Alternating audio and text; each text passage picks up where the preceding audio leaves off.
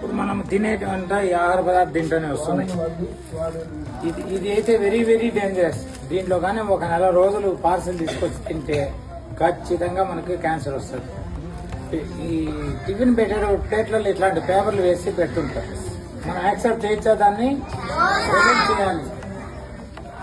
Parcel మన పానీపూరీలు, బిర్యానీలు వీటిలో తెచ్చుకుంటున్నాం. వేడి వేడి బిర్యానీలు వేస్తే ఇవన్నీ దాంట్లో కరిగి మన క్యాన్సర్ 90% వచ్చే అవకాశం ఉంది.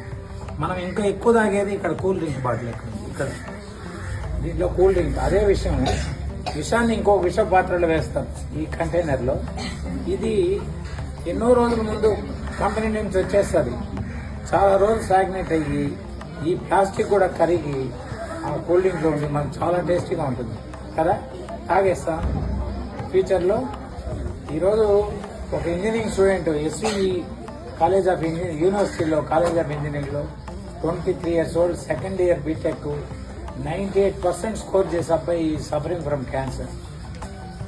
వాళ్ళు ఉన్న ఆస్తంతా అమ్మేసి సిఎంసీలో అయిపోయి ఈరోజు మా రోటరీ క్లబ్ పాలియేటివ్ కేర్లో ట్రీట్మెంట్ తీసుకుంటున్నాడు, ఫ్రీ ట్రీట్మెంట్. ఇదంతా ఎందుకు వచ్చింది? ఆ యూనివర్సిటీ ప్లాట్ఫామ్లో అంతా ఉండేదంతా ఇవే బిర్యానీ షాపులు, పానీపూరీలు, వాళ్ళు పెట్టించేది ఇట్లాంటి ప్లేట్లలో. ఇలా మనం పెట్టుకున్నామంటే దీనికి సిగ్గుపడకూడదు, భయపడకూడదు.